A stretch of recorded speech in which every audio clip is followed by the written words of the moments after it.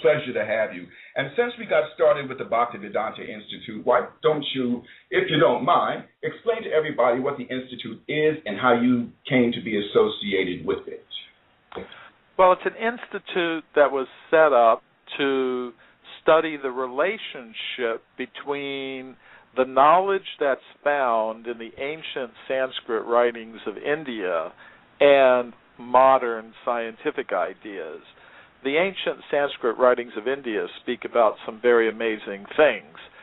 They speak about people having the ability to tell time by the movement of atoms. They speak about vimanas, or spacecraft and aircraft that existed long, long ago. They tell of human civilizations that have existed on Earth for millions of years. They tell of a lot of amazing things. So this institute was set up in the 1970s to study the relationship between these ideas and modern scientific ideas. And I became involved with this because of, I think, basically the way I was brought up. I was born in the United States, but my father was a military officer. Actually, he was an intelligence officer in the Air Force.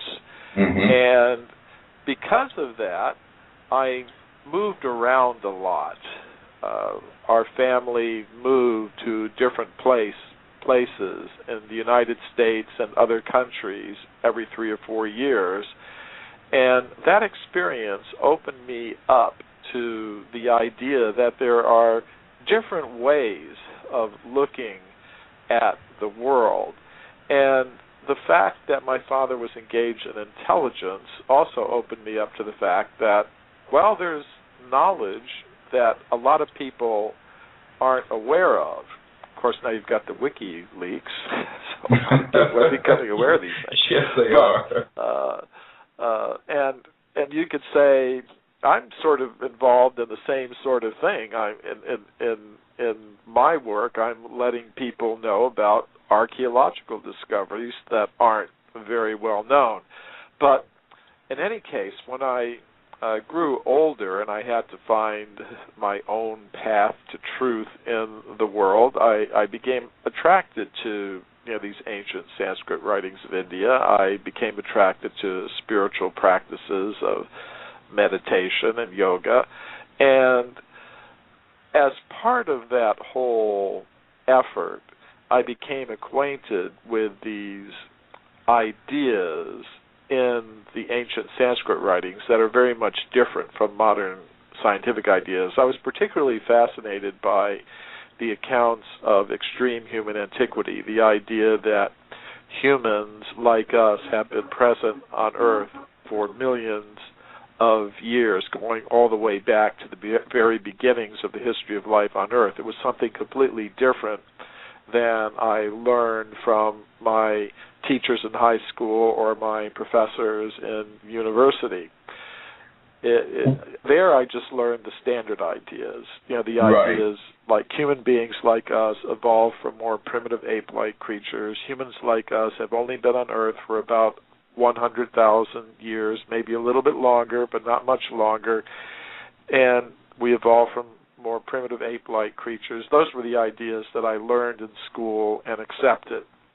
Right. But when I encountered these ancient Sanskrit writings, they that told of human presence going back many millions of years, that we didn't evolve from apes and monkeys, we simply coexisted with them over these vast periods of time. Can I ask you, Michael, if you don't mind, are the Vedic writings the only ancient writings out there that state that, or are there other writings that would corroborate that? No, as well? there are. As I looked around, I could see that this was a common feature of practically all the ancient wisdom traditions. It's there in the Bible, it's there in the Quran, it's there in a lot of different teachings. How is it there in the Bible, if I may ask, just for people that, because I was brought up a regular, a standard Christian, and for me, life began on the planet, 6,000 years ago. So how would that be corroborated in the Bible? Well, here's, for me, the essential point is that, say if you look in any of these teachings, they all say, in one form or another, that human beings were placed on Earth pretty much in their present form in the very beginning, along with other species. In other words, originally the Bible would say there was an Adam and Eve. It doesn't say first there was a monkey, then it turned into an ape man, then it finally, little short time ago, it turned into a human being like us. Right. That is the essential point. Now, as far as the time that it took, I accept an age for the Earth that's in the low billions of years myself.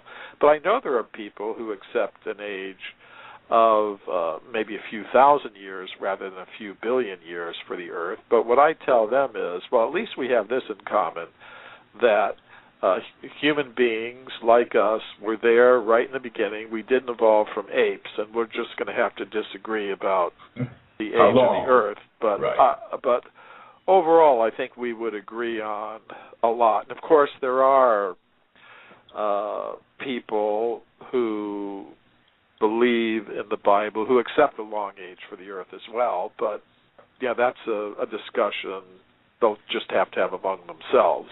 You know, those who believe in the Bible. So I would like to get back to more of this in a minute, but there's just one more question I want to ask about the evolution side of it. Is there any kind of evolution that's going on at all in terms of the human race then? If it's not the Darwinian way of thought, is there any kind that's going on at all that you see? Well, there's what I would call micro evolution in this sense that we can say if you have parents who are very, very tall and they have tall children and they marry others who are also tall, you're going to get tall kids. That's something. But there's still going to be human beings.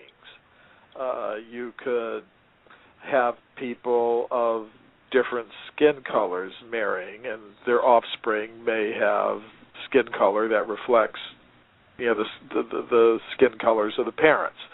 That can happen. So minor things like that, yes, but they're still human beings. And the same with animals. For example, dogs. You can breed dogs to have long hair or short hair. You just pick the puppies who have the longest hair, and when they grow up, they mate, and they produce puppies that have longer hair, and then you breed them with other dogs who have long hair, and gradually you get long-haired dogs. Mm-hmm. Similarly, you can reverse the process. You can breed dogs for shorter hair, like a dachshund, for example, has very, very short hair. Or you can breed dogs to be big or small. You can breed Great Danes up to a certain size, or you could breed dogs to be very small, like Chihuahuas, but they're still dogs. Right. They're not anything else.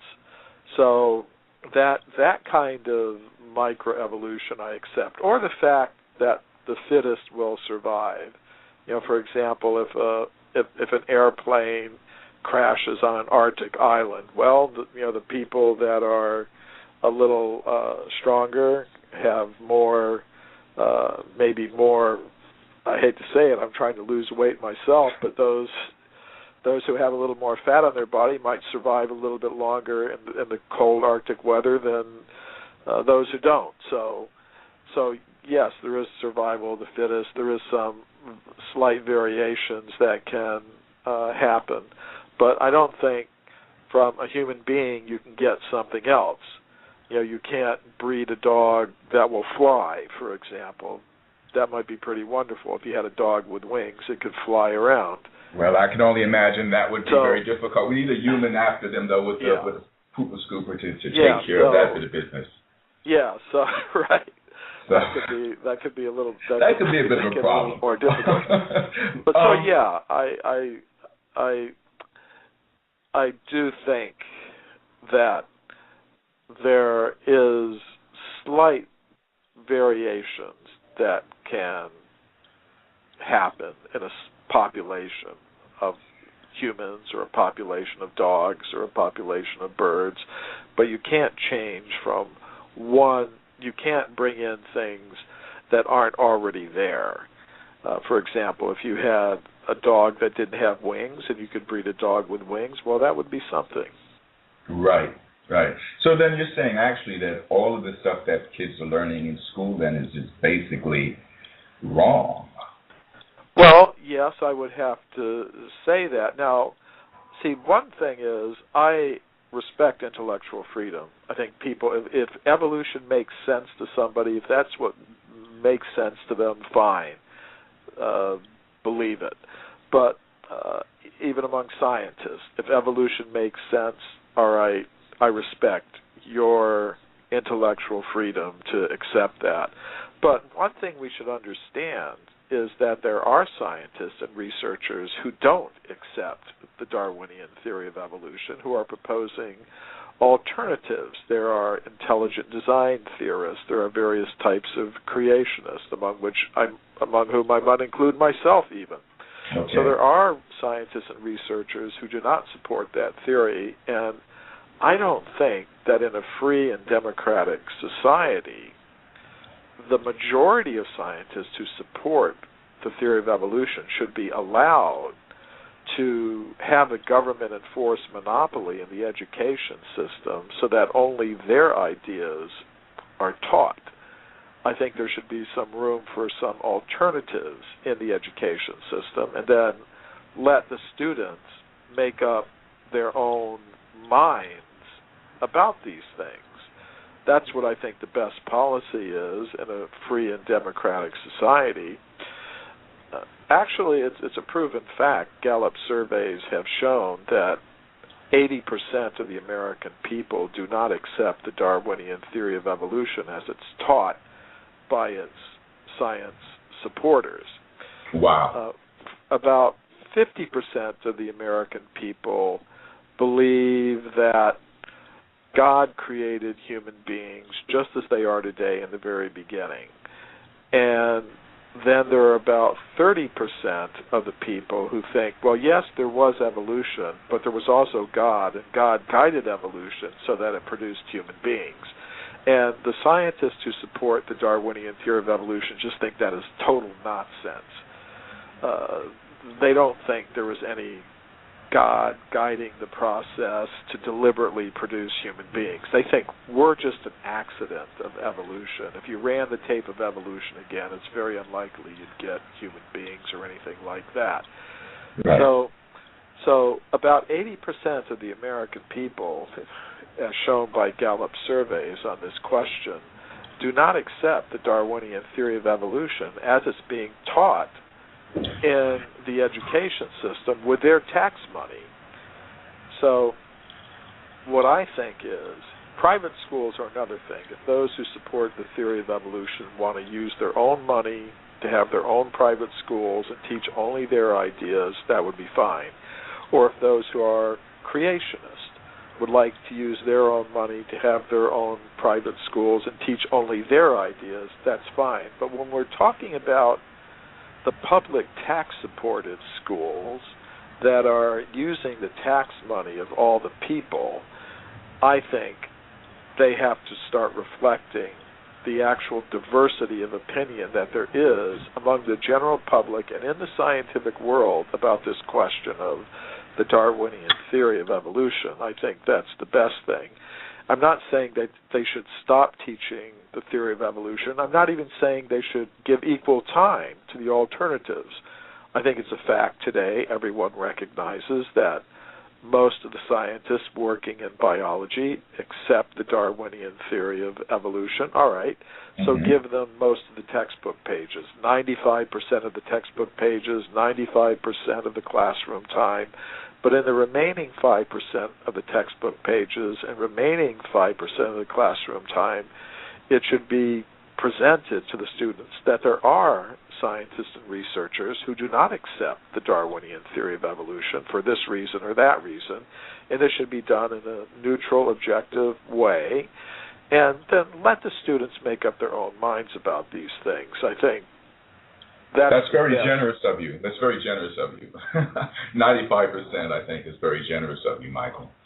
Well, I think that reflects not the reality of the general public, but within the scientific community.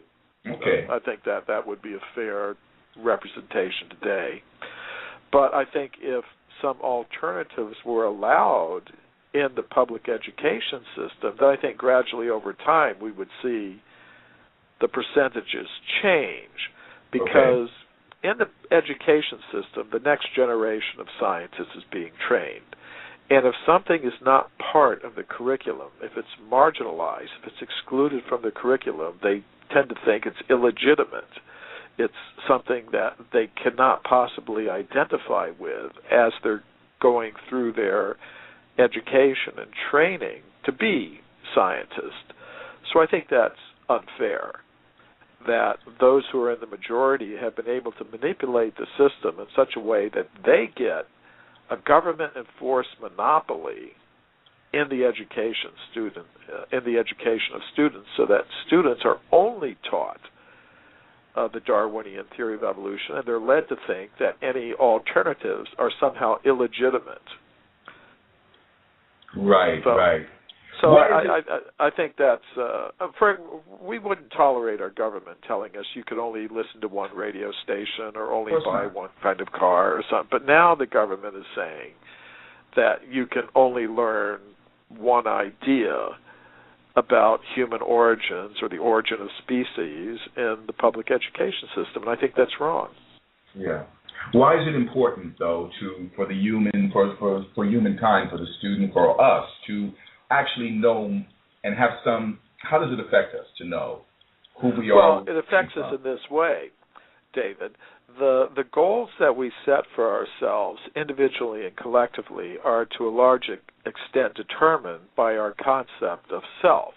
For example, if I think I'm an American man, then I behave like that because that's my identity. That's how I identify myself. So I'll set my goals. I'll set my objectives. I'll set my values according to my conception of who I am and where I came from. So through the monopoly they now have in the public education system, the supporters of the Darwinian theory of evolution are able to dictate to people their concept of self, and they're giving a very materialistic concept of self. They're just saying, well, you're just another type of animal, you're an evolved ape, that's what you are, and not only that, you're just a very complex organization of chemicals. You're, as Richard Dawkins, a very famous Darwinist, said, you are a robot vehicle blindly programmed to preserve the selfish molecules known as genes. In other words, you're a purely material being. You're a robot vehicle. You're not just a molecular robot. You're a molecular robot in competition with other molecular robots for survival in this world. And I think this is the root cause of a lot of the problems that our world is facing today. I think it's the root cause of our environmental crisis.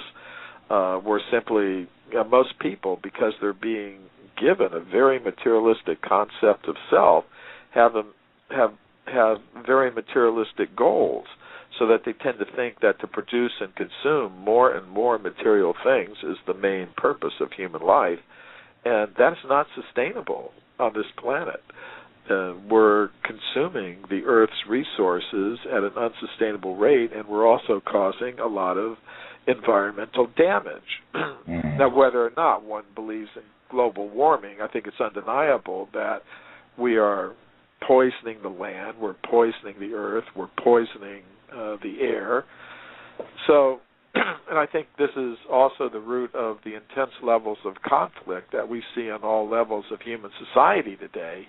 We see conflict among individuals, we see conflict among classes, we see conflict among races, among nations, among religions. Well, Michael, let me ask you this question then, for our listeners. What is your definition of a human being? I'm sure you've taken some of that idea from the Sanskrit writings and from your Eastern studies. What is your definition of a human being? Well, also from my personal experience and from whatever scientific evidence I've been able to gather, I would say it is very important to define what a human being is. And today, many scientists are going to say we're just a complex molecular machine. But I would say there's more to it than that. And I really go into depth on this in my book, Human Devolution, where I propose, well, we're not just chemical machines. Beyond that, there is a subtle mind element with some very unusual powers. And beyond that, there is a conscious self that can exist apart from matter, apart from the brain, apart from the body. And this is shown by medical studies of out-of-body experiences where people report separating from their bodies and looking down and seeing what the doctors and nurses are doing to revive them. So I would say we aren't just purely material beings. Mm-hmm. Ultimately, we are beings of pure consciousness. So I would say we haven't evolved up from matter, as many scientists now believe. We've devolved or come down from a level of pure consciousness, and we're actually meant to return to that state. That's the actual purpose of human life, not simply to produce and consume as many material things as possible. So it's kind of like we devolved, and then we have to use the other word, evolve back into what we came from, sort of. Yes. I believe that as we're all conscious beings, that's undeniable. If I'm not conscious, if you're not conscious, if your listeners aren't conscious, we wouldn't be having this conversation. We're having this conversation because we're all conscious. It's the most real fact of our existence. It's not something that's fantastic or mystical. It's the most bedrock, solid fact of our existence that we're conscious. And I would say that consciousness has a source. And that source is beyond the level of reality that we're now existing in. It's the world where consciousness is mixed up with matter. There's a realm of pure consciousness somewhere. And I believe that's our original home. And we're meant to return there. However, there are some conscious beings who want to become more and more deeply entangled in matter, in competing for the control of material resources, and that's one type of person. But there are other persons in this world who seem to understand that I'm something more than just a chemical machine. I'm a conscious being. I have needs that are related to consciousness, not simply the satisfaction of different material necessities. And those on there who have that sort of awareness can also see that they have a relationship with all other conscious beings. We're all part of the same family. We're all related to each other. We shouldn't be dividing ourselves into all kinds of groups and fighting with each other on that basis. So, yes, these ideas are not simply ideas for a few philosophers and scientists to argue about in their ivory towers. These ideas about who we are and where we came from are very important for all of us because, as I said, the goals that we set for ourselves individually and collectively depend on our concept of self. So we should have a correct understanding of who we are and where we came from. Otherwise, we aren't going to be able to act in our own self-interest and in the interest of others because we don't have a correct concept of what the self really is. Right. That makes absolute sense. As a matter of fact, when you're saying all of that, it came into my head the concept of the spirit that's sleeping in the dust of the earth, and then it awakens through resurrection, actually, sort of by becoming more aware of who it is. So it's almost like we're sleepwalkers down here right now, sort of going through some kind of a hazy dream until we wake up to the fact that we actually are more than just, a collection of atoms, so to speak. That's a very good way to put it, David.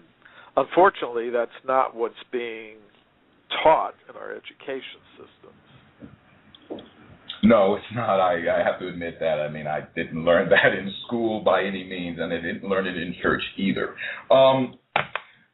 I want to ask again, let's go back again to the Vedas for a minute. Now, I know that 2012 is a big deal for a lot of people, and I'm wondering if the Vedas say anything about that, or if there's anything in the Vedas that would lead one to feel that they need to be aware or fearful or concerned about that number.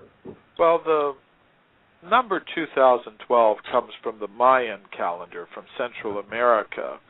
And the Mayan calendar involves vast cycles of time, and according to some researchers and some Mayan people themselves, one of the vast cycles of time in that Mayan calendar comes to an end in December of 2012. And there are different theories about what will happen at that time. Some people talk about impending catastrophes, world-shattering catastrophes, and others see it as a time of enlightenment, and some see it as both. In terms of the Vedic cosmological calendar, there's nothing there that attaches any specific significance to the year 2012. However, okay, Vedas do also speak about vast cycles of time that repeat endlessly, and there eventually will be some devastation. That's something that's there, but according to the Vedic calendar, it's not going to happen for a long, long time. But one thing the Vedic calendar does tell us is these cycles go in cycles of 4 ages. And this is an idea that is present in a lot of different wisdom traditions. The Romans and Greeks had this idea, for example. Just like the year has 4 seasons, and you start out with springtime, which is very nice, and then summer, then fall, then winter. So similarly, according to the Vedic calendar, there are cycles of 4 ages that last for hundreds of thousands, millions of years. And are those the yugas or the manvantaras, by the way? Those would be the yugas that I'm speaking about. And they start out with a golden age. It's called the Satya Yuga. That's the first age, when environmental conditions on Earth are very wonderful. It's a perfect environment. And also the social environment is very nice. Everyone is peaceful, everyone is cooperative, everyone is living in harmony with nature. But as the 4 ages go on, finally you come to the Kali Yuga, the 4th age, which is the age that we're in now. And this is a time of environmental and social disturbances that are gradually going to become worse. And I think we see this happening. We see our financial crises cycling in a more and more intense way. We see our environmental crises cycling in a more intense way. So because there's nothing specific about the year 2012, but it is part of the Kali Yuga, this age of increasing environmental and social disturbance, which began about 5,000 years ago and will continue on for another 400,000 years or so, according to this Vedic calendar. Okay. So 2012 is part of the Kali Yuga, so there could be some catastrophes, and we see that these things happen from time to time. There are tsunamis, there are earthquakes, there are volcanoes, but it's not going to be the end of the world. Well, we don't have to respect another 4,000. Did you say 4,000 or 400,000? 400,000. So we don't have another 400,000 years of this kind of, planetary instability. That's not something to look forward to. Well, it's a good incentive, I would say. Now, the essential point, from my point of view, is that this Earth is not our real home. It's Okay. not. For example, in the northern hemisphere of the Earth now, it's getting cold. Winter is coming on. But in the southern hemisphere, it's warm. So you don't have to stay in the cold. You could, but if it were possible that you could go to a warmer place in the southern hemisphere, well, why not do it? You could remain as the winter gets colder and colder and colder, and all right, that's possible. But so similarly, if we look at the cosmos as a whole, yes, this part of the cosmos, because of the passing of the yugas, things are going to get worse and worse and worse for a while. Eventually it's going to get better, just like after winter, spring comes. So there will be some improvement down the line, but it's a long ways down the line. So why not just get out of the whole thing? So you think there's some way we can jumpstart the end of this particular yuga, then, is what you're saying, with a certain leap in consciousness, it would be, maybe?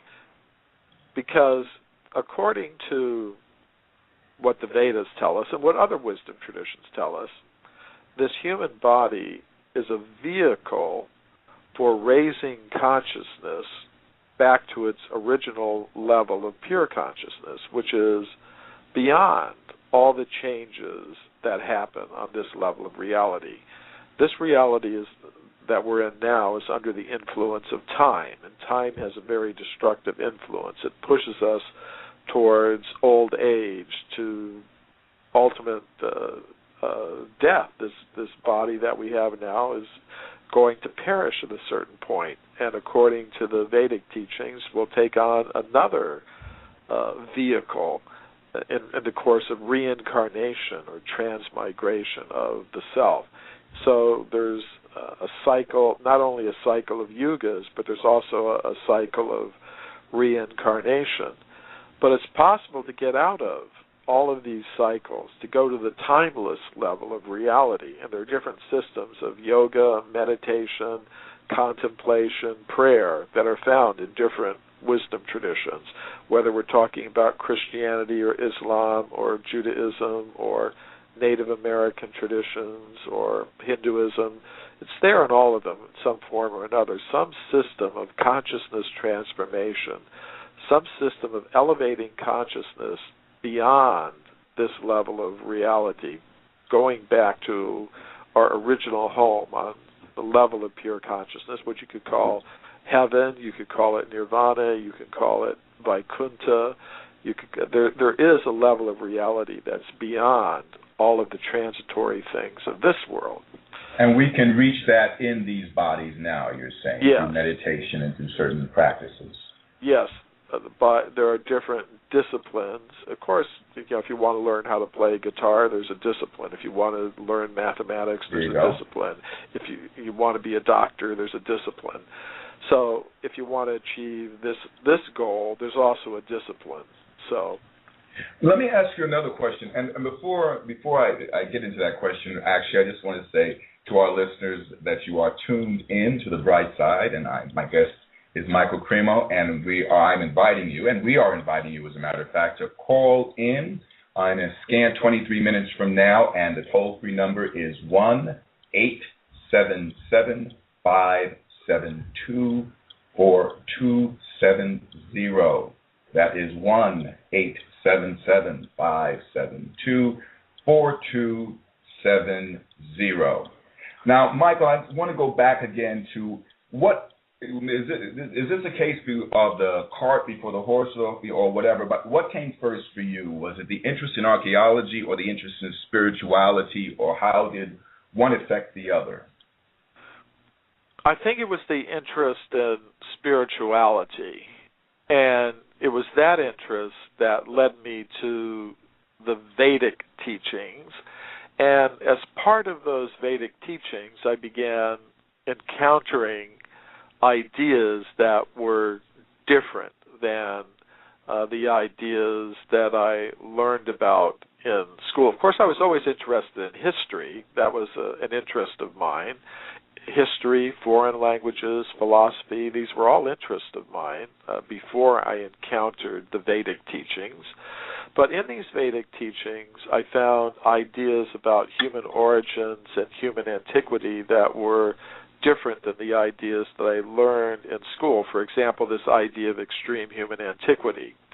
So then I began thinking, well, is this simply some mythology, that, this idea that humans have always been here on Earth? Is that a mythological idea, or is there any evidence to support it? So that's what got me into doing the research that led to the book Forbidden Archeology. Okay. I began looking to see, well, is there any... So the impetus, without my encounter with the Vedic teachings, I wouldn't have had any reason to question what I'd learned in the education system. Mm-hmm. So it was my spiritual interest that led me to the point of starting to question what I had learned. And then the idea became, well, is the information contained in these spiritual sources, is it an invention? Is it an allegory? Or is there some truth to it? This idea specifically that humans like us have always been present on Earth. So then I began looking into the history of archaeology, because I wanted to see, is there any evidence for this? And when I looked in the textbooks of archaeology and anthropology and the textbooks of history, I didn't see any such evidence. I only saw evidence that went along with the current theories that human beings like us appeared fairly recently on Earth, having evolved from more primitive ape-like ancestors. But then I started to look not into the textbooks, but into the original scientific reports, published by professional scientists in the professional journals of archaeology and anthropology and geology and paleontology. And when I did that, I was very surprised to find that there were many scientists who had reported finding human bones, human artifacts, human footprints, many, many millions of years old. So I had to wonder, well, why isn't this evidence in the textbooks? It seemed to me there was a process of knowledge filtration going on, whereby only evidence that supported the accepted theories was being mentioned in textbooks, whereas evidence that didn't support the current theories was just simply excluded, so that most people, including scientists, are simply unaware of this evidence. That's why I called my book Forbidden Archeology, because if you look at archaeology as a big museum, you would find that people are only let into one small room of that museum, and there they only see the artifacts and the bones that go along with the current theories. But there are other rooms to that big museum of archaeology, room with locks on the doors. So what I've tried to do in my work is take the locks off the doors and let people see, what's really there. And what's really there are a lot of discoveries that show that human beings did not evolve from apes, that we haven't been here just for a short time, that we've been here for tens of millions, even hundreds of millions of years. And that we coexisted with the dinosaurs, did we not? Well, and even existed before the dinosaurs. For example, there's a report published in a scientific journal called The Geologist from the year 1862. It tells of an anatomically modern human skeleton that was found 90 feet below the surface of the ground in Macoupin County in the state of Illinois. And I checked with geologists of the state of Illinois, and they said that the formation in which this skeleton was found is about 300 million years old, which is from before the time of the dinosaurs even. Goodness. I'm with you. Go ahead. And there's evidence also showing that human beings were present during the time of the dinosaurs and after the time of the dinosaurs. So, yes, human beings did coexist with dinosaurs on this planet. They existed before the dinosaurs, and now we're still here after the dinosaurs. Would they have been a comparable height to the dinosaurs? Would they have been? I'm just curious.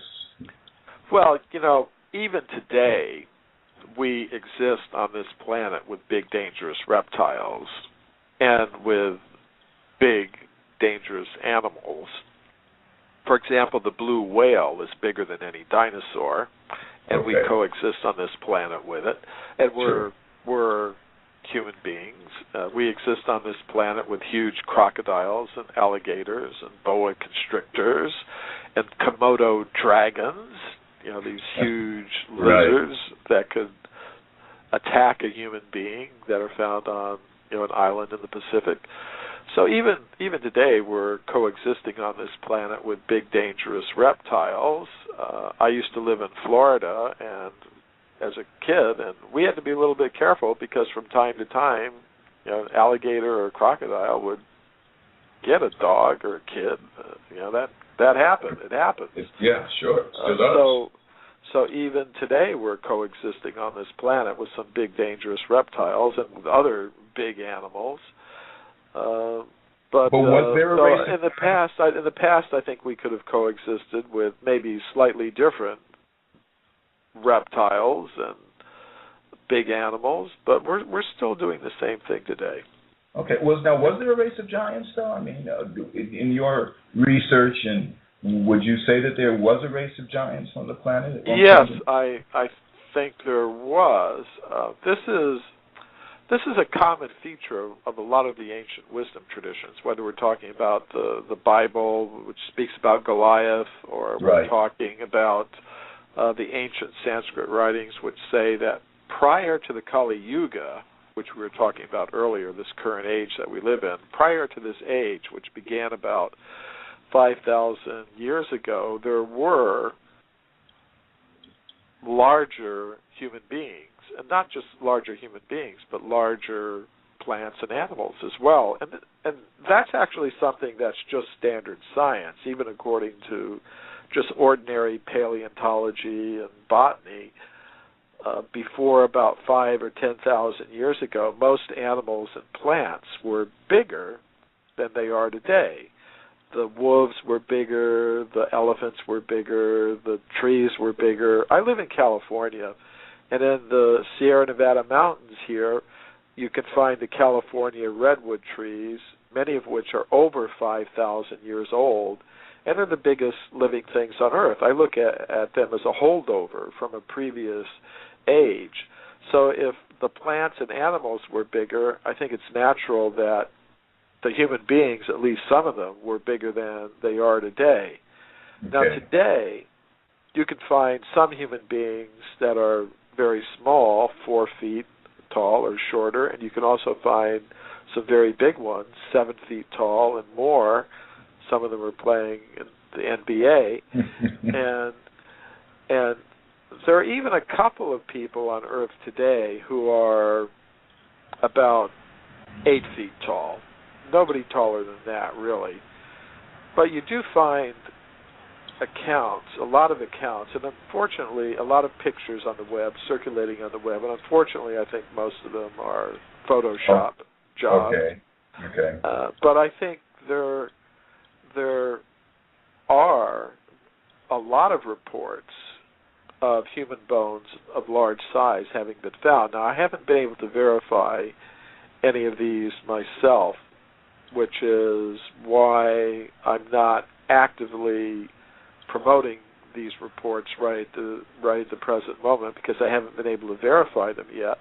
But I have in my hand here a report that someone sent me of a French anthropologist named Georges Lapouge, who excavated a site in a place in France in the late 19th century. And he found some very large-sized human bones, and there's some photographs of them here. And if, for example, if you have a human femur or thigh bone and you measure the length of it, there are equations that will tell you how tall the human being would have been that would have had a thigh bone of that length. And the estimates from this thigh bone show the creature, the human being, must have been over 11 feet tall. So that's really pretty amazing. It's one of the cases I have under investigation. I would like to learn more about this case. So you do have some reports like that seem to support the idea that in the past there were humans of large size. As I said, I haven't been able to completely verify any of these, but there are reports like that. Right. I know I had read somewhere that stated that a lot of the statuary in Egypt are proportionate to the size of the being that they represent. I don't know if you've heard that before or what your thoughts on that might be, but for instance, the statues that you would see of some of the pharaohs and those huge statues that you would see at Luxor and things like that were actually representative of their size. Have you heard anything of that nature? I learn something new every day. It's why I like coming on programs like this. I often learn new things from the hosts or from callers. I learn new things every day, so that's the first time I've heard that particular point. I think it's something that could be looked into. Of course, they have found the mummies of some of these pharaohs, and they appear to be of normal size, some of the ones that are depicted in these massive statues. So right. I think that's something we have to look at as well. But as far as I'm concerned, human beings of large size did exist in the past. I accept that on the basis of information that's there in these ancient records, like the Bible, which talks about Goliath, and the ancient Sanskrit writings, which speak of people having been bigger in previous ages. On that basis, I accept the idea, but I'm still looking for physical evidence that's consistent with that idea. Michael, let me ask you another question, too, as we lead in towards the closure of the hour and begin to talk about opening up the lines for people to call in. And by the way, that's 1-877-572-4270. Call in and ask your questions to Michael Cremo and get your answer. Michael, I kind of wanted to ask, and my goodness, I just think it might have slipped my mind in that moment. Let me just quickly see. Let me run back here and see what it was that I really where I wanted to go. I wanted to go into the concept of the ancient societies that may have existed on the planet and the devastations that may have caused their demise, and what did they get out of hand? What would have caused that? Do we have something to be concerned about for ourselves? Well, yes, I think we do have reason for concern. Not immediate concern in terms of there being some impending catastrophe that's going to destroy all human life as we know it next year, but in terms of the larger cycles of time, I think we have to prepare ourselves for increasing environmental, financial, and social disturbances. It's not something that's going to happen in a catastrophic way, but it is something that is going to gradually happen. Just as when we're coming into winter, it's gradually going to get colder. That's what we have to face, and we should make preparations for it. So I think that is one thing. And another thing is that a lot depends on how we behave among ourselves. For example, maybe it's going to get colder, but we can make things a lot worse than they have to be if, say, certain individuals start trying to control fuel supplies, heating oil and gas and things like that, and deny it to other people instead of sharing things properly, then we can make things a lot worse than they actually have to be. For example, winter may be coming on, but we can survive winter, but not if we behave in ways that are very destructive to ourselves and others. So, and then ultimately, I would say we should get out of all of these cycles by returning to the level of pure consciousness, which is beyond time. We don't necessarily have to be here. It's like we're in a virtual reality system now. We've been projected into this level of reality where we have to accept bodies that get old and die, where we're forced to act by time, where there are periodic catastrophes that do affect the environment and society, and we have to deal with these things. But there is a level of reality that's beyond all of that, and ultimately, I think we have to prepare ourselves for that journey of consciousness, elevating consciousness to its pure state. So that's what I have to say about that. But according to the ancient Sanskrit writings of India, there have been periodic catastrophes that have occurred in the history of life on Earth. Say today, most scientists believe that life began on Earth about 2 or 3 billion years ago. Mm-hmm. And then they say, since that time, there have been 6 major extinction events that have occurred, during which most of the species on Earth have disappeared, and life has had to have been revived on Earth. So the ancient Sanskrit writings have a similar idea. They also say life began on Earth about 2 billion years ago, and they say that since that time, there have been 6 Manvantar periods, which are larger cycles of time, each lasting about 300 million years. Okay. And after each one of them, there has been a devastation, after which the Earth had to be repopulated. So this has occurred 6 times already since the beginning of the current creation cycle, which began about 2 billion years ago, according to these writings. And it sort of matches up with the idea we get from modern paleontology that there have been 6 major extinction events in the history of life on Earth. Now, the difference between the idea that's there in the Vedas and the idea that's there in modern science is that the Vedas would say human beings have been present in all of those periods of time, whereas modern science says human beings are only present in after the most recent extinction event, the one that extinguished the dinosaurs. Only after that do human beings appear.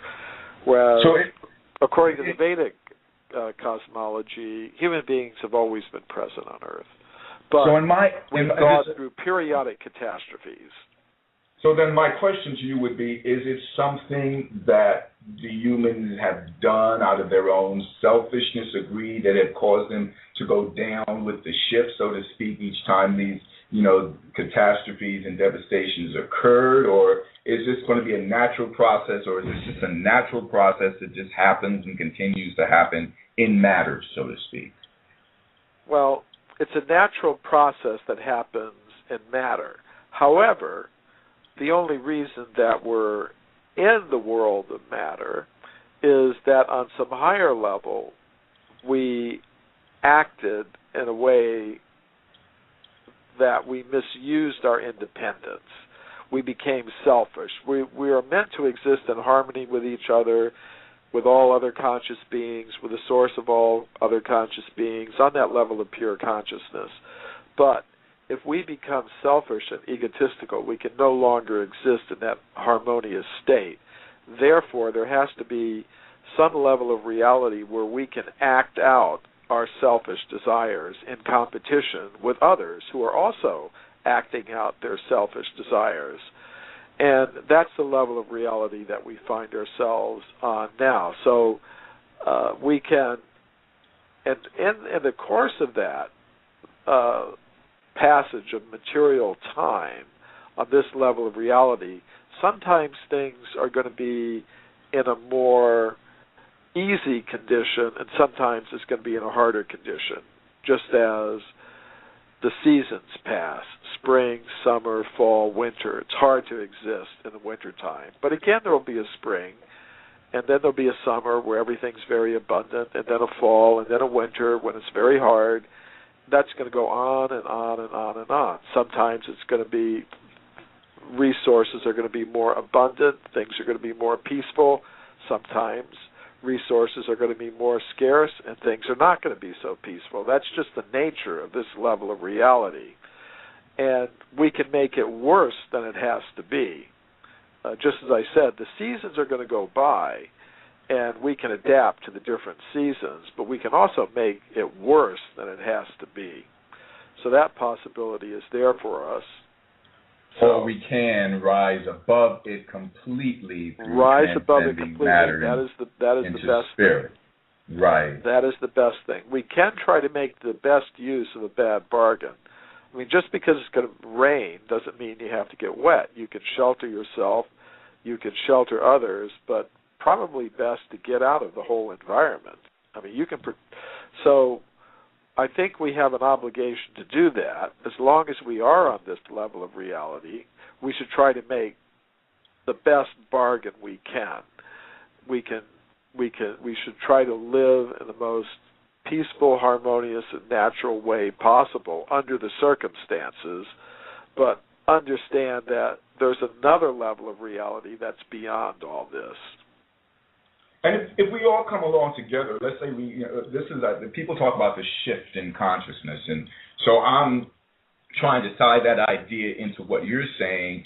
So I'm thinking, well, perhaps if there is a shift in human consciousness where we begin to recognize the level of our oneness, our connection to the all in all, then maybe we can actually get past having to deal with any kind of devastations whatsoever, you know. Well, that's right.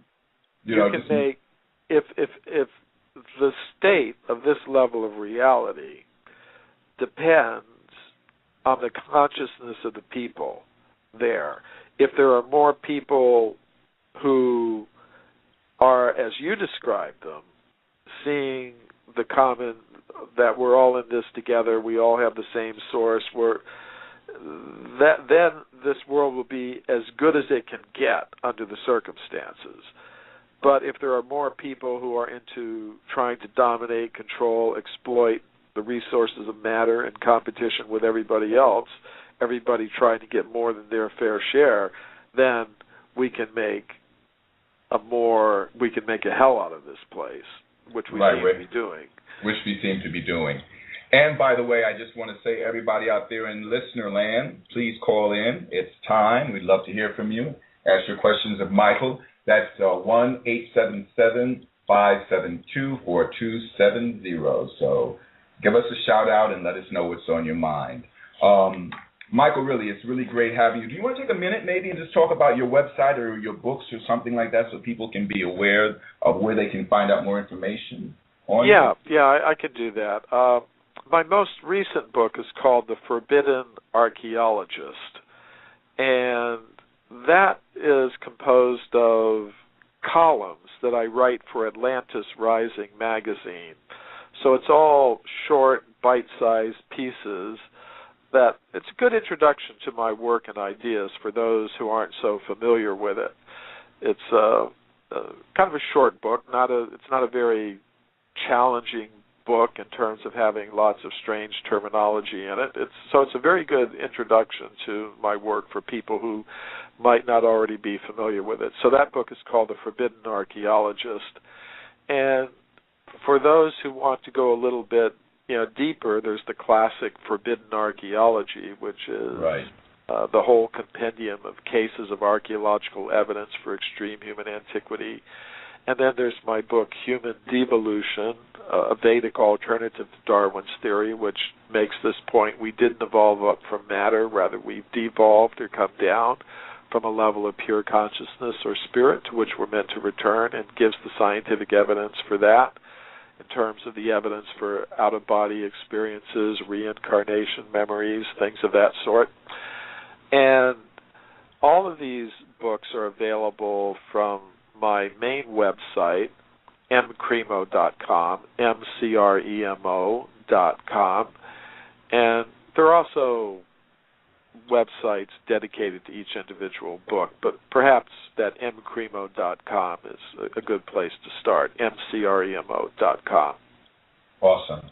That's great. While we're waiting for people to get over their shyness about calling in, I've been watching you actually myself on the Ancient Alien series, which I'm totally fascinated by.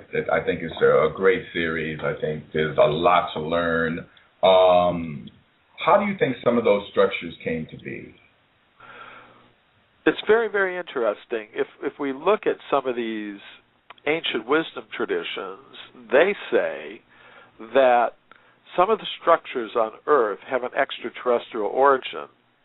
For example, if we look in the Quran, it says that there were buildings that were constructed for King Solomon by genies,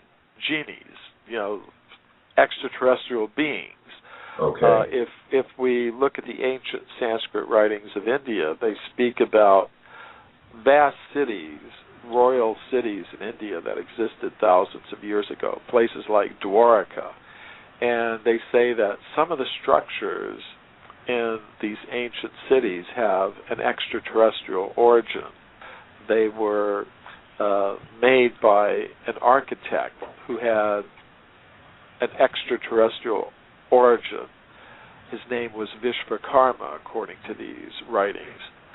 So today, researchers sometimes have difficulty in explaining how some of these very ancient structures were made. It would be very difficult to duplicate them today with our technology. Some of them are quite massive. Some of them have very exact measurements that are difficult for even those with modern surveying equipment to lay out.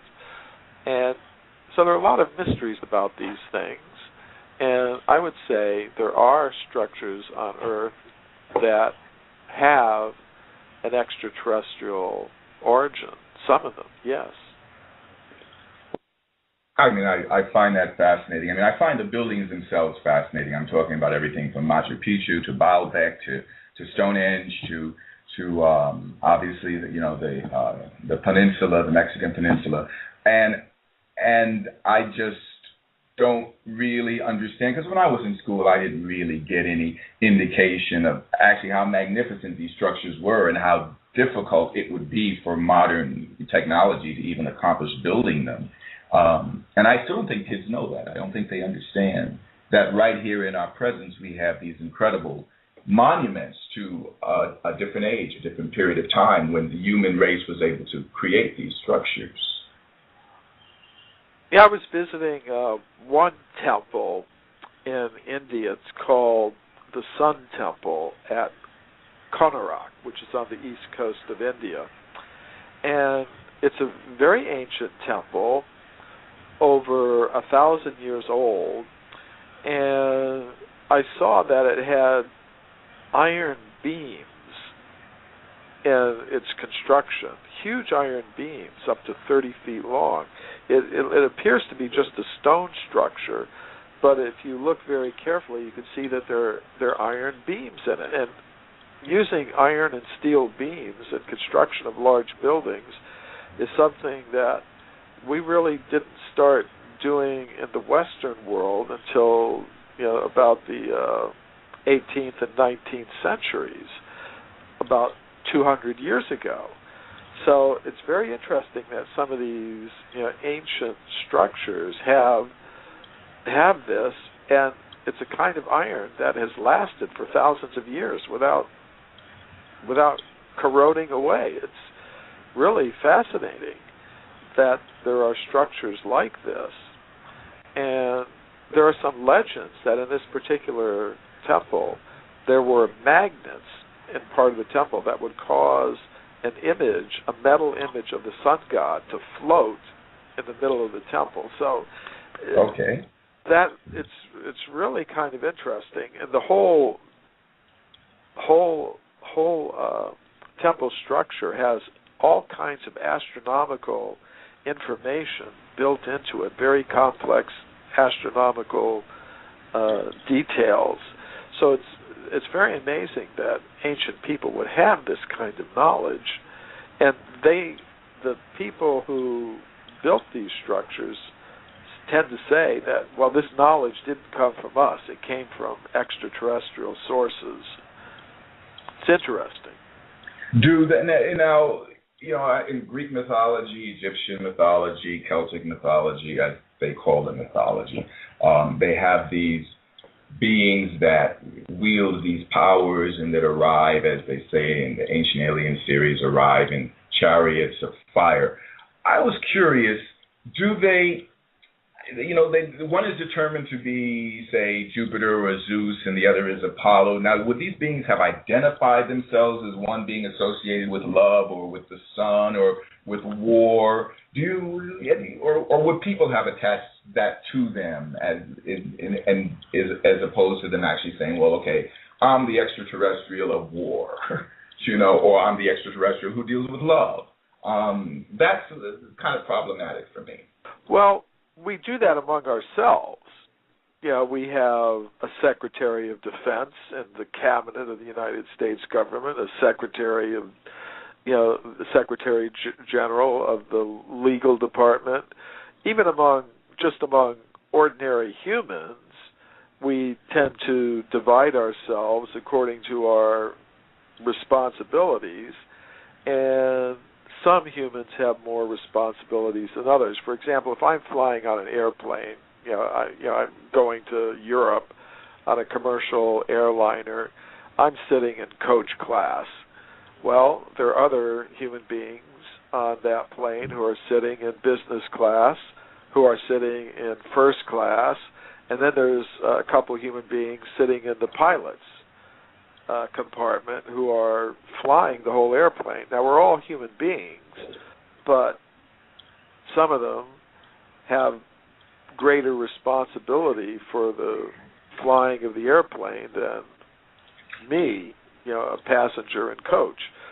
So on a larger cosmic scale, I would say there are beings, conscious beings, who are not really so different from me in any fundamental sense, but just have more power and responsibility in the universal scheme of things. So I don't think it's so hard to understand. We observe it around us all the time, that different people have more responsibility for certain activities than others do. That makes sense, actually, when I look at it that way. When you explain it that way, really. I think it's something like, if General Petraeus comes here, well, he's identifying himself as, well, the commander of the American war effort in Afghanistan. That's just who he is. So if some higher being comes and identifies himself as having something to do with war on a more cosmic scale, I don't have a problem with that. But that's how I would see it. Okay, all right. I just want to take another minute here to say, guys, don't be shy. Give us a call in at 1-877-572-4270. That is 1-877-572-4270, and ask your questions of Michael Cremo, who's been so kind to come and talk with the bright side today about forbidden archaeology and the devolution of the human race. Michael, let's talk about the Vimanas for a minute. Vimanas are aircraft and spacecraft that are described in the ancient Sanskrit writings of India, and they are of different types. One type is made of metal, ordinary metal, and sometimes these Vimanas are used for warfare purposes. For example, recently I was studying a particular part of one of the ancient Sanskrit writings called the Bhagavad Purana, and I talked about this on the Ancient Aliens series, but it had there's a description of an ancient city in India that existed 5,000 years ago called Dwarka. And there's a description of how this city was attacked by a Vimana, a spacecraft that was armed with what appear to be energy beam weapons. These ancient Sanskrit writings describe how this spacecraft hovered over the city and shot down what appeared to be energy beams or bolts of lightning that destroyed part of the city. And then when the inhabitants of the city started to defend it, then this Vimana began evasive maneuvers, and it appeared to have some kind of technology that could confuse observers about its actual position. It would start jumping from here to there, and sometimes it would appear to be in more than one place at the same time, which is one characteristic of some reports of modern UFOs. Certainly so sounds it's interesting that these accounts would be found in a text that is over 5,000 years old. It's really very interesting to me. Of course, that's just one example, but there are. That's a good one. I have a caller here, actually. Now let's get that caller in, and maybe if we have a little bit more time, we can go back to that second example you were going to go ahead and give us. Hello, you're on the air with The Bright Side and Michael Cremo. You have a question? Hi, I'd like to ask Michael Cremo about the groove spear found in South Africa. I'll take my answer off the air. Okay. In my book, Forbidden Archeology, I try to include every possible discovery that I could find that relates to human antiquity. And one case that I included in an appendix to that book was round spheres, metallic spheres that have been found by miners in South Africa, in the western Transvaal region, in a mine near the town of Ottosdal. And these objects are about 1 or 2 inches in diameter. And the most interesting feature is the parallel grooves that go around the center of each object. Some of them have 2 grooves, some have 3, some have 1, some have 4, but they go right around the equator of each object, and if there's more than one, they're parallel. If there's one, it goes directly around the equator. If there are more than one, they're parallel to each other.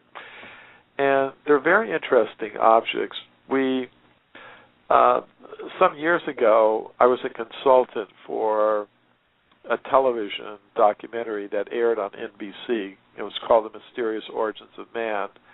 And the producer had gotten in touch with me, and he wanted to use some of the cases from my book, Forbidden Archeology, in the documentary. And these round metallic spheres were one of the cases that he was interested in.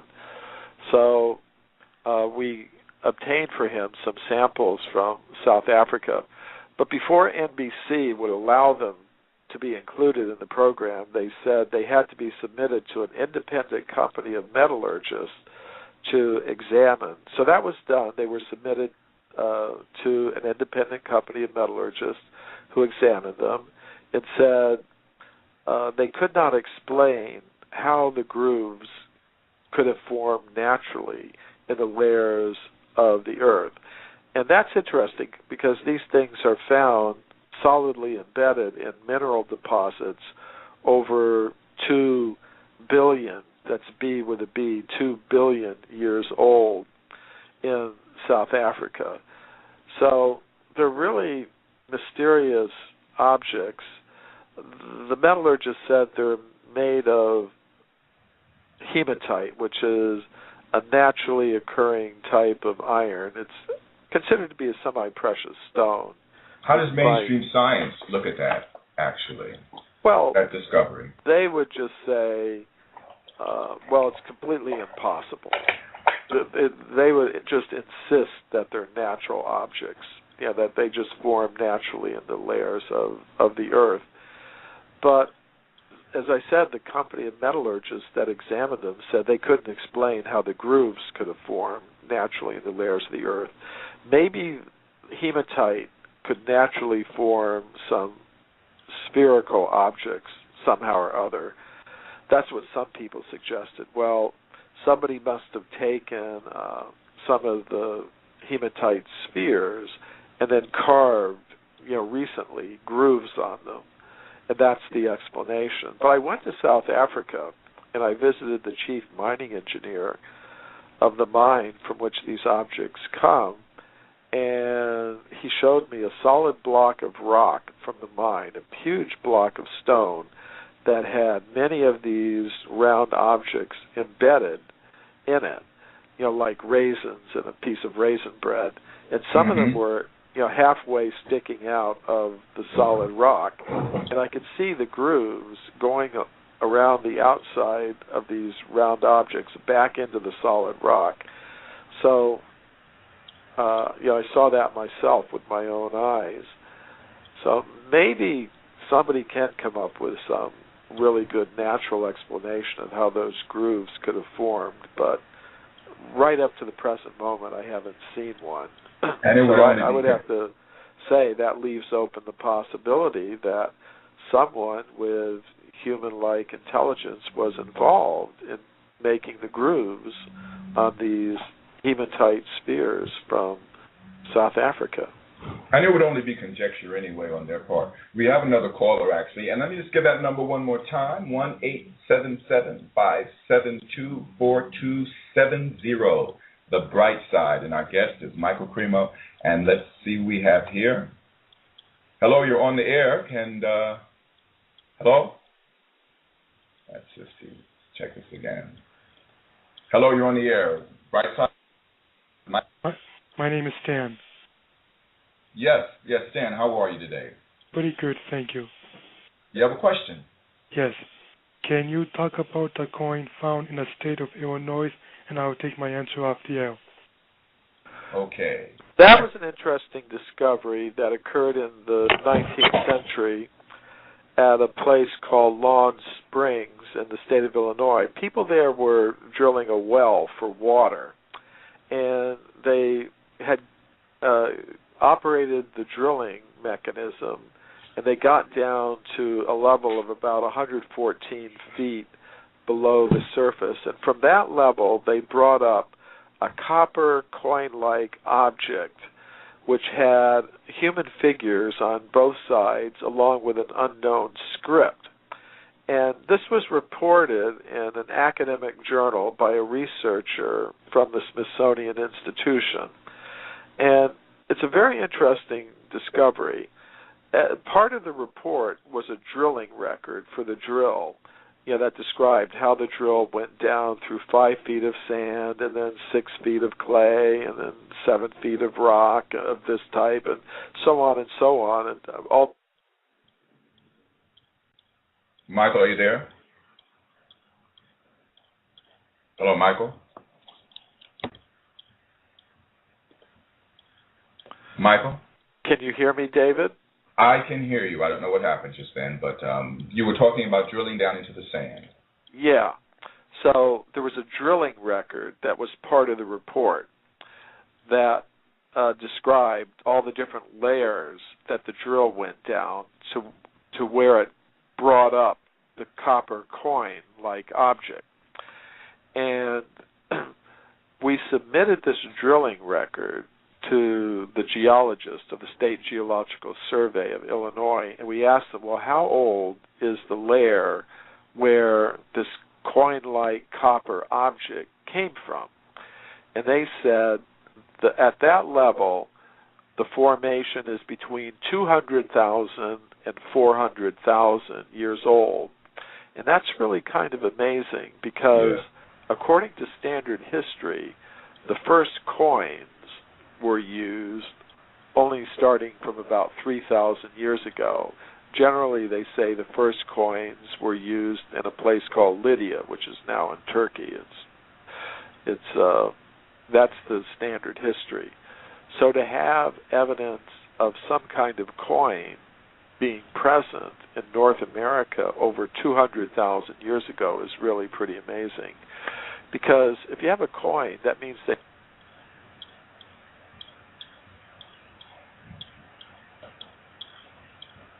Michael. kind of interesting. Yeah, that is. For some particular reason, you keep cutting out, but I did hear that last part of that. Let me ask you a question myself, since nobody's taking advantage of the time of calling at the moment. What, if anything, do you know about the Egyptian structures, pyramids, tombs, or whatever in the Grand Canyon? In the early part of the 20th century, in I can't remember the exact year. It might have been something like 1919 or 1911. There was a newspaper in the state of Arizona that published a pretty detailed report about an expedition from the Smithsonian Institution that had gone up the Colorado River into the Grand Canyon, and there they had uncovered some cavern inside of which they found all kinds of Egyptian artifacts. And that's really pretty interesting, because the standard story is there was no contact, between the old world and the new world before Columbus. Right. Or they admit that maybe the Vikings went from Iceland and Greenland to Labrador, northern Canada. But generally, they don't really think any of the ancient civilizations from like Egypt and places like that had any contact with North and South America. So it was a pretty interesting report, but it's one of those reports that it is not proved possible to verify. Myself and others have tried to do this. I was in touch with a researcher who was trying to track down some of the names of the people from the Smithsonian Institution that were reported in this newspaper report, and they wound up with a dead end. There was no record of their existence at the Smithsonian Institution in Washington, D.C. Is it true? I'm sorry. And neither has anybody, as far as I know, been able to rediscover what was reported. The cavern, the big cavern with all the Egyptian artifacts in it. Now, there are parts of the Grand Canyon that are closed to the public. That's what I was going to ask. Maybe something is there. Sometimes you hear rumors about these things, but it's nothing that has been publicly verified. All that's really there is that newspaper report. I'm not saying it's not true. It just hasn't been possible to publicly verify the statements that are made in that newspaper report. But the report itself is still there. Yes, the newspaper article is there.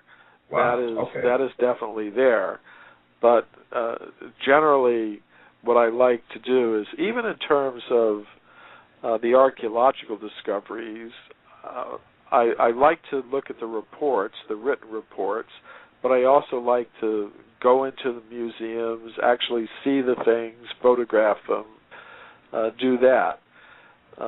So in this case, in this particular case, it really hasn't been possible for me or anyone else, as far as I know, to verify the information that's presented in this newspaper report. That's not to say that it's not true, but generally, when we're dealing with things like this, we like to get some additional confirmation. Well, that makes sense. I mean, I think that it lends you to your credibility as well, and it's so easy, even if something is credible and you have credible witnesses, and you know whatever the situation might be, where you can really stand up and go, look at this. You're still going to find naysayers. So it's probably much better to have as much proof as possible when you're dealing with situations like this. Yeah, that's my general approach. Of course, if I'm just dealing with people who already accept these things, this sort of thing, then it may be sufficient for them just to give the newspaper report. But a lot of times I'm dealing with people who are not, at the present moment, willing to accept these things, who might accept them if they have a certain level of proof. So I have to think about that type of person in a lot of the work that I do. When you go out and you're speaking and you're lecturing, are you talking more along the lines of archaeology and the devolution of the human race, or do you talk along the lines of spirituality and spiritual growth, or do you kind of mix the two together? It depends on the audience that I'm talking to. I speak with all kinds of people. Sometimes I'm speaking at audiences where the people who are listening to me are professional archaeologists, and they may just be interested in the stones and bones. Right. So speak to them about that in terms that they're willing to accept. Sometimes I'm dealing with audiences that are more on the spiritual platform or level, so I'll speak to them about that.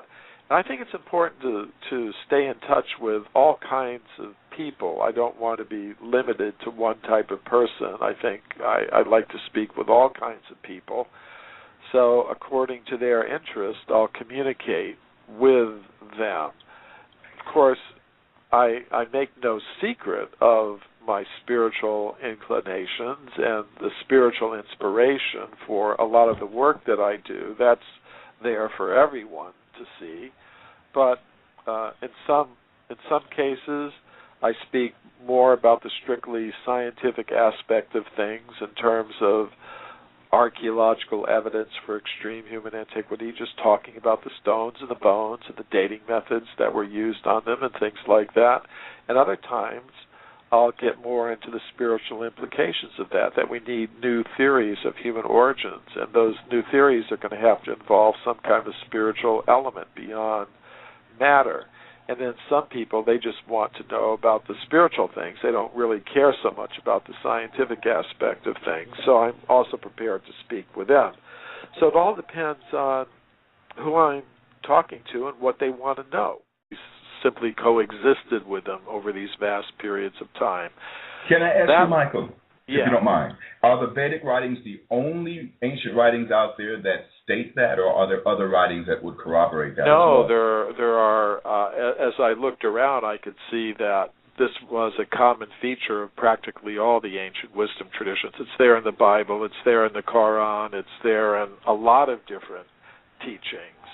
How is it there in the Bible, if I may ask, just for people that, because I was brought up a regular, a standard Christian, and for me, life began on the planet, 6,000 years ago. So how would that be corroborated in the Bible? Well, here's, for me, the essential point is that, say if you look in any of these teachings, they all say, in one form or another, that human beings were placed on Earth pretty much in their present form in the very beginning, along with other species. In other words, originally the Bible would say there was an Adam and Eve. It doesn't say first there was a monkey, then it turned into an ape-man, then it finally, little short time ago, it turned into a human being like us. Right. That is the essential point. Now, as far as the time that it took, I accept an age for the Earth that's in the low billions of years myself. But I know there are people who accept an age of maybe a few thousand years rather than a few billion years for the Earth. But what I tell them is, well, at least we have this in common, that human beings like us were there right in the beginning. We didn't evolve from apes, and we're just going to have to disagree about the age of the Earth. But but overall, I think we would agree on a lot. And of course, there are people who believe in the Bible, who accept. Pleasure to have you.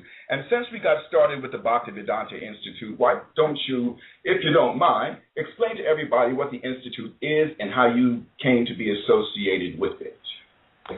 Well, it's an institute that was set up to study the relationship between the knowledge that's found in the ancient Sanskrit writings of India and modern scientific ideas. The ancient Sanskrit writings of India speak about some very amazing things. They speak about people having the ability to tell time by the movement of atoms. They speak about vimanas, or spacecraft and aircraft that existed long, long ago. They tell of human civilizations that have existed on Earth for millions of years. They tell of a lot of amazing things. So this institute was set up in the 1970s to study the relationship between these ideas and modern scientific ideas. And I became involved with this because of, I think, basically the way I was brought up. I was born in the United States, but my father was a military officer. Actually, he was an intelligence officer in the Air Force. And because of that, I moved around a lot. Our family moved to different places in the United States and other countries every 3 or 4 years. And that experience opened me up to the idea that there are different ways of looking at the world. And the fact that my father was engaged in intelligence also opened me up to the fact that, well, they're not anything else. So that kind of microevolution I accept, or the fact that the fittest will survive. For example, if an airplane crashes on an Arctic island, well, the people that are a little stronger have more, maybe more. I hate to say it, I'm trying to lose weight myself, but those who have a little more fat on their body might survive a little bit longer in the cold Arctic weather than those who don't. So yes, there is survival of the fittest. There is some slight variations that can happen, but I don't think from a human being you can get something else. You can't breed a dog that will fly, for example. That might be pretty wonderful. If you had a dog with wings, it could fly around. Well, I can only imagine that would be very difficult. We need a human after them, though, with a pooper scooper to take care of that bit of business. Yeah, so, right. So, that could be a little. That could be a bit of a problem. More difficult. But so yeah, I do think that there is slight variations that can happen in a population of humans, or a population of dogs, or a population of birds, but you can't change from one. You can't bring in things that aren't already there. For example, if you had a dog that didn't have wings and you could breed a dog with wings, well, that would be something. Right. So then you're saying actually that all of the stuff that kids are learning in school then is just basically wrong.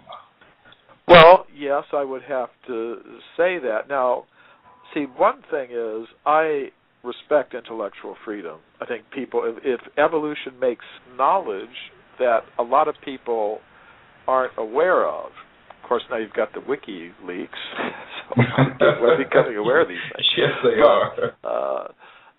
And you could say, I'm sort of involved in the same sort of thing. In my work, I'm letting people know about archeological discoveries that aren't very well known. But in any case, when I grew older and I had to find my own path to truth in the world, I became attracted to these ancient Sanskrit writings of India. I became attracted to spiritual practices of meditation and yoga.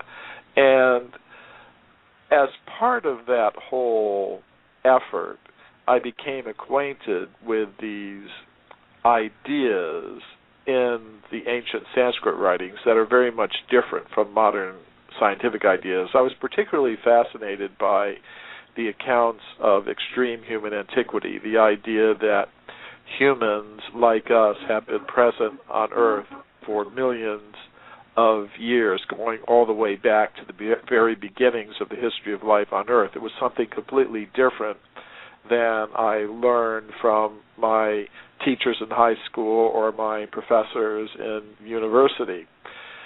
There I just learned the standard ideas. The ideas like human beings like us evolved from more primitive ape-like creatures. Humans like us have only been on Earth for about 100,000 years, maybe a little bit longer, but not much longer. And we evolved from more primitive ape-like creatures. Those were the ideas that I learned in school and accepted. Right. But when I encountered these ancient Sanskrit writings, they that told of human presence going back many millions of years, that we didn't evolve from apes and monkeys. We have a long age for the Earth as well. But, that's a discussion they'll just have to have among themselves, those who believe in the Bible. So I would like to get back to more of this in a minute, but there's just one more question I want to ask about the evolution side of it. Is there any kind of evolution that's going on at all in terms of the human race, then? If it's not the Darwinian way of thought, is there any kind that's going on at all that you see? Well, there's what I would call micro evolution, in this sense that we can say if you have parents who are very, very tall and they have tall children and they marry others who are also tall, you're going to get tall kids. That's something. But they're still going to be human beings.